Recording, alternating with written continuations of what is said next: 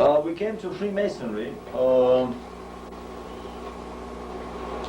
There is a brilliant audio tape that we are distributing by Ron Carlson on the real factor, the real force behind Freemasonry, which lies above and beyond this planet.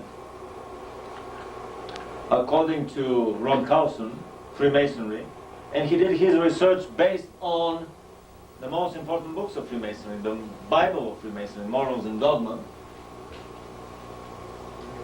and also the history of the 9-volume history of the Freemasonry by Albert Pike. According to Ron Carlson, Freemasonry is a Luciferian mass organization, but only the highest levels, probably the 33rd degree Masons, know the real nature of that organization. The thing that I find very strange is that they go through these very strict secrecy oaths that bear tough capital punishment, bodily damage if they talk. They will be sliced this way and that way, and they will be cut 3 times over. I find great uneasiness with such oaths. I mean, oaths for joining the mafia come with less stringent conditions attached for not talking. What are the secrets that they're keeping? I mean, I believe, there are 2 cultural traditions on this planet. One tradition has its ceremonies made in broad daylight in the middle of the city square or the temple. The doors are open to anyone who wants to go in. Nobody is forced to go there. There are no secrets, so no secrets, no mysteries, no unrevealed things in this cultural and philosophical tradition.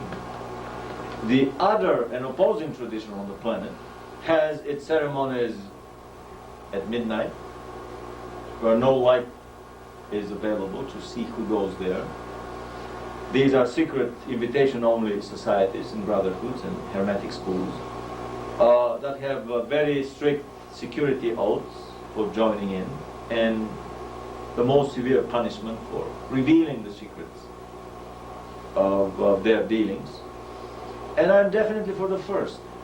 I would believe in a parliament that has an aisle in the back for concerned citizens that may go walk in and listen on that parliament.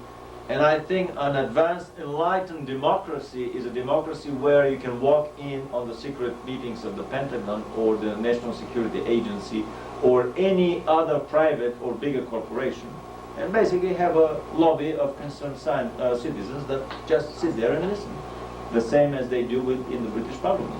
In this way, a lot of the dirty things that go on the planet these days would not be possible to happen. Hannah Arendt wrote a brilliant book, The Origins of Totalitarianism, but according to that book, communism and Nazism are just the 2 sides of the same Illuminati coin, the coin of totalitarianism. We can even label them the communazis of the first half of this century. It is not the left, the communists, fighting the right, the Nazis. It is the left Luciferian hand pretending to fight the right Luciferian hand for the furtherance of the illuminated doctrines on the planet. It is actually both the communists and the Nazis fighting with the liberal bourgeois governments and the monarchies of these countries. The destruction of the monarchies on the planet is a major goal in the Luciferian party program, because in the Illuminati party program, because according to the Urantia book, according to the revelation of the Trinity, the monarchies on this planet are patterned, the monarchical family on top of every country on this planet is a crude resemblance of the Holy Family on paradise on top of the Trinitarian universe. So by destroying the monarchies on the planet, they are removing the last vestiges of the Trinitarian-inspired political order on the planet. It is no coincidence that the Illuminati financed French Revolution, disposed of the French monarchy, and so did Hitler with the German monarchy. or the Bolshevik Revolution with the Russian monarchy. And the New World Order would dispose finally with all the terrestrial monarchies. It's no coincidence that the British throne is having its media problems. It is a coordinated, sustained Illuminati broadside attack on the British throne and on Prince Charles.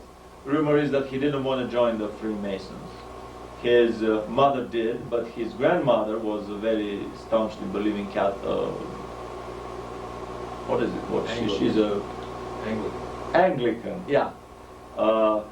And she didn't want to join the Freemasons, and Prince Charles has been secretly very close to her, and under her advice, he did not join, and that's why he's having these problems.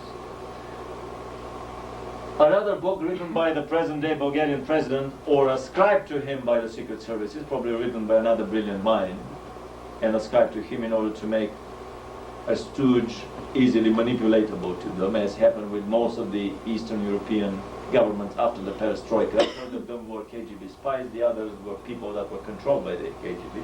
Regardless of that, this is a brilliant book called The Fascism, and reading that you realize that you can pull tens of pages from a Nazi party yearly report on their party organization of your city, of your research institute, of your whatever branch of that Nazi party organization is. You can pull tens of pages into your Communist Party yearly report of your research organization or city organization. And nobody would feel any difference. To the last word, these are interchangeable bodies of information. The moment I realized that there was cold ants crawling on my back. And this was the biggest revelation that I got from that book, that basically the communists and the Nazis were the same, the two sides of the same coin, the communazi coin. Secret Societies and Subversive Movements by Nesta Webster. Freemasonry Condemned from Its Own Sources by Benjamin Cook. Morals and Dogma, the book on Freemasonry. These are probably the top 10 best books on conspiratology, coming to you directly from the Graduate School of Conspiratology in Santa Monica, run by Gary Schultz. Gary is one of the biggest actors in the conspiratology field, and I greatly admire his advice and his information about which books to read. This is Gary Schultz's reading list, summer reading list for advanced conspiratology, graduate level conspiratology. Tragedy and Hope, A History of the World in Our Time by Carol Quigley. New World Order by William Still, and The New World Order by Ralph Epperson. These are all books exposing the Illuminati as the prime moving force behind the New World Order, or the Illuminazi as Anthony Hilder calls them. The Communazi, the Illuminazi, these are all different sides of the same coin, the coin of global Illuminism, the coin of global Luciferianism. Anthony Hilder claims that Hitler wrote a second book that was called The New World Order, The New World Order, that I've been trying to find in libraries. Hitler was talking about the 1,000-year Reich. George Bush has been talking about 1,000 points of light, and so is President Clinton. Are we talking about the same thing?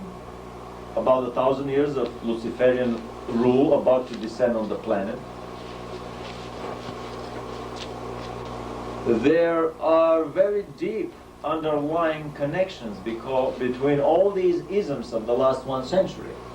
And they are very clearly explained in these books. Unfortunately, they are not to be found in university libraries. Very few of the city libraries carry them. They are not on the databases or computers. They are out of the reach of American education system or American academia. Bush pursues Adolf Hitler's New World Order. The skull and bones symbol of the 322 is the same symbol that is used on satanic rituals. I found an introductory book on